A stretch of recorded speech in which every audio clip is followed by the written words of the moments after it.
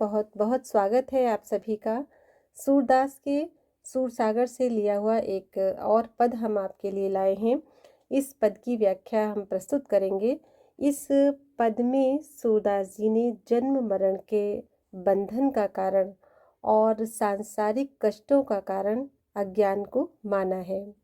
ये पद है, अपुन पो आपुन ही बिसरयो, जैसे स्वान कांच मंदिर में भ्रमि भ्रमि भू की पर्यो, ज्यों सौरभ मृग ना भी बसत है, द्रुम तृण सूंघी फिरयो, जैसे सपने में रंक भूप भयो, तस्कर अरि पकड़ियो, ज्यों के हरि प्रतिबिंब देख के आपुन कूप पर्यो, जैसे गज लखी फटिक शिला में दसनन जाई अरेओ, मरकट मूठी छाणी नहीं दीनी, घर घर द्वार फिरियो, सूरदास नलिनी को सुबटा, कही कौने पकड़ियो। सूरदास जी ने अज्ञान को, भ्रम को, सांसारिक कष्टों का और जन्म मरण के बंधन का कारण माना है। और इसी चीज़ को वो नाना उदाहरण दे करके, अलग अलग उदाहरण दे करके स्पष्ट कर रहे हैं। तो सूरदास जी कहते हैं कि अपुन प से मतलब है अपना स्वरूप, अपना वास्तविक स्वरूप या आत्म स्वरूप। आपुन का मतलब स्वयं ही, विसरयो का मतलब है भुला दिया गया। तो सूरदास जी कहते हैं कि अपुन पो आपुन ही बिसरयो, यानी हमने अपने आत्म स्वरूप को, अपने सच्चे स्वरूप को, अपने वास्तविक स्वरूप को अपने आप ही भुला दिया है। और वैसे ही भुला दिया है, वो अलग अलग उदाहरण अब बता रहे हैं कि किस तरीके से हमने अपने वास्तविक स्वरूप को, आत्म स्वरूप को भुला दिया। ठीक उसी प्रकार भुला दिया है जिस प्रकार से जैसे स्वान कांच मंदिर में भ्रमि भ्रमि भू की पर्यो। वो कहते हैं कि जिस प्रकार स्वान से मतलब है कुत्ता, और कांच मंदिर, कांच का मतलब शीशा और मंदिर मतलब महल, यानी शीश महल में, कांच के महल में या शीश महल में जिस प्रकार कुत्ता शीश महल में भ्रमि भ्रमि भूख परो, चारों ओर अपने प्रतिबिंब को देख करके, शीश महल में वो चारों तरफ अपना ही प्रतिबिंब देखता है, उसी का प्रतिबिंब दिखाई पड़ता है।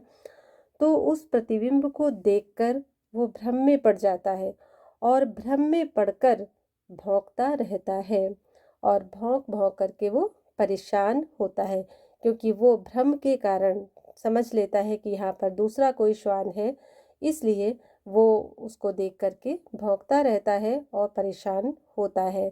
तो ये सब उसके भ्रम के कारण होता है, अज्ञान के कारण होता है। उसी प्रकार कहते हैं कि जैसे सौरभ मृग ना भी बसत है, द्रुम तृण सूंघी पर्यो।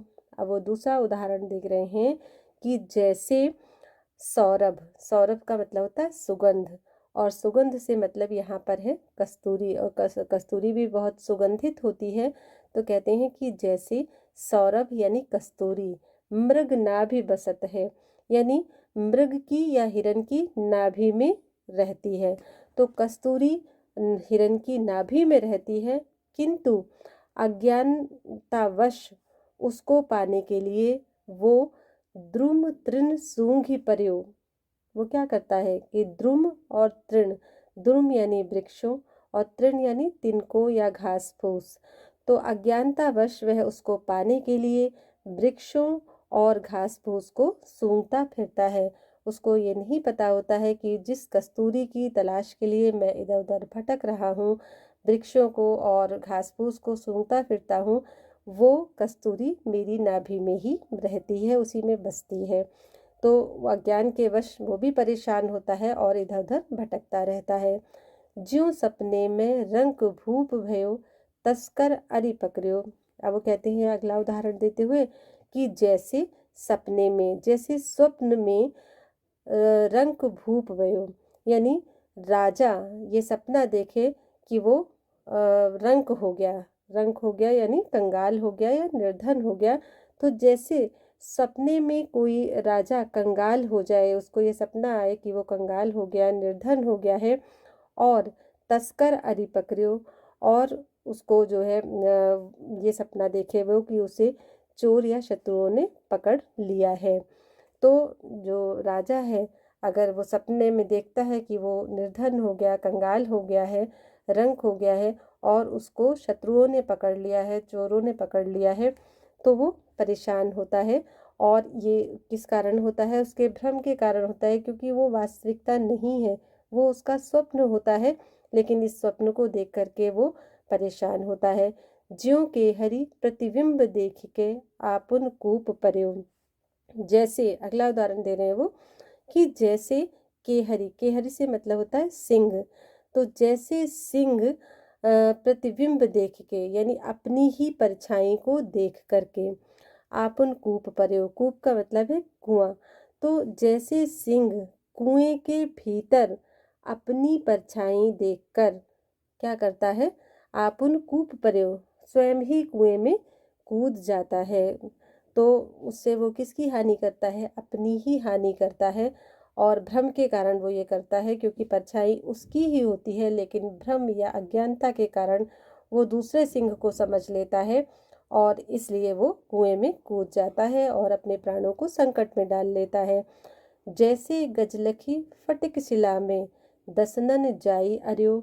अब अगला उदाहरण दे रहे हैं कि जैसे गज लखी फटिक शिला में, जैसे गज यानी हाथी, फटिक शिला में यानी इस फटिक की शिला में अपना प्रतिबिंब देख करके, अपनी परछाई को देख करके, अपने प्रतिबिंब को देख करके इस फटिक शिला में क्या करता है कि उसे दूसरा हाथी समझ लेता है, और दूसरा हाथी समझकर दसनन जाई अर्यो, अपने दांत जो है वो उस पर अड़ा देता है, उससे लड़ने के लिए या भिड़ने के लिए अपने दांतों को उस पर गढ़ा देता है।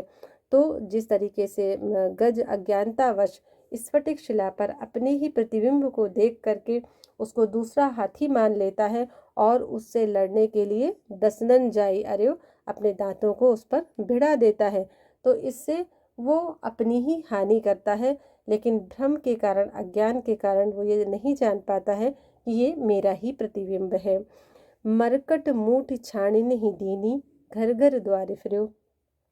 अगला उदाहरण वो दे रहे हैं कि जैसे बंदर, मरकट का मतलब है बंदर, मूठी छाणी नहीं दीनी, मूठी का मतलब है मुट्ठी, जैसे बंदर ने किसी छोटे के मुंह के बर्तन में या किसी सकरे मुंह के बर्तन में अपना हाथ डाल दिया हो, और उसने अपना हाथ डाल करके चनों को मुट्ठी में भर लिया हो, और फिर वो अपनी मुट्ठी को उसमें से निकाल नहीं पा रहा हो।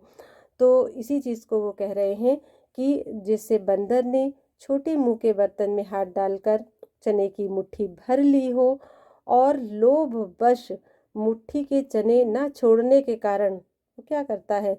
घर घर द्वारे फिरो।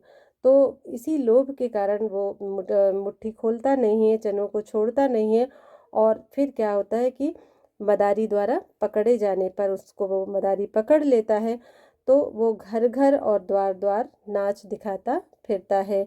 यानी वो इधर उधर फिरता है कि कोई उसका हाथ निकाल दे, उसकी हाथ को उस बर्तन में से निकाल दे, और इसी क्रम में वो मदारी के द्वारा पकड़ लिया जाता है, और फिर मदारी उसको घर घर दरवाजे दरवाजे पे ले जा करके उसको नाच करवाता है और वो नाच दिखाता है। तो ये सब कष्ट भी उसको अज्ञानता के कारण होते हैं। और अंत में सूरदास जी कहते हैं कि नलिनी को सुबटा कहीं कौने पकड़ियो। अब वो कह रहे हैं कि नलिनी को सुबटा, तो क्या, सुबटा का मतलब होता है शुक या तोता, और नलिनी से मतलब है नलिका। तो सूरदास जी कहते हैं कि जिस प्रकार से नलिका पर बैठे हुए, नली पे या नलिका पर बैठे हुए शुक को भला किसने पकड़ा है, यानी उसको कोई पकड़ता नहीं है। जब वो नलिका पर बैठता है तो उसके भार से, नलिका के झुक जाने से वो जो तोता होता है उसका सिर नीचे हो जाता है और पैर ऊपर हो जाते हैं, और वो मजबूती से उस नली को पकड़ लेता है। तो वो ये समझता है कि उसे किसी ने बांध दिया है, लेकिन उसको किसी ने बांधा नहीं होता है। तो कहीं कौने पकड़े हो, यानी वो कहते हैं कहो किसने उसको पकड़ा है, अर्थात उसको किसी ने नहीं पकड़ा हुआ है, बल्कि वो ही अपने पंजों से उस नलिका को पकड़े रहता है। लेकिन भ्रम के कारण वो ये समझता है कि किसी ने उसको आबद्ध कर दिया है। तो उसी प्रकार से हम भी मोह माया में, सांसारिक विषय वासनाओं में बंधे रहते हैं, लिप्त रहते हैं, और हमें ये लगता है कि हम जो है इसमें बंधे हुए हैं, भ्रम के कारण इधर उधर भटकते रहते हैं, सांसारिक कष्ट उठाते रहते हैं। तो ये सब हमारी अज्ञानता के कारण होता है। और जब तक ये अज्ञानता दूर नहीं होती है, तब तक हम अपने वास्तविक स्वरूप को, अपने आत्म स्वरूप को नहीं पहचानते हैं, क्योंकि हमारा आत्म स्वरूप जो है वो ईश्वर का अंश है। कोई भी जीव जो है वो ईश्वर का अंश होता है, और वही हमारा वास्तविक स्वरूप है। जब हम अपने उस वास्तविक स्वरूप को पहचान लेते हैं, तभी हमें सांसारिक कष्टों से मुक्ति मिलती है, तभी जन्म मरण के बंधन से मुक्ति मिलती है। इस पद में रूपक अलंकार है, पुनरुक्ति प्रकाश अलंकार है, और अनुप्रास अलंकार है। रस शांत है, भाषा ब्रज है। आप सभी का बहुत बहुत धन्यवाद।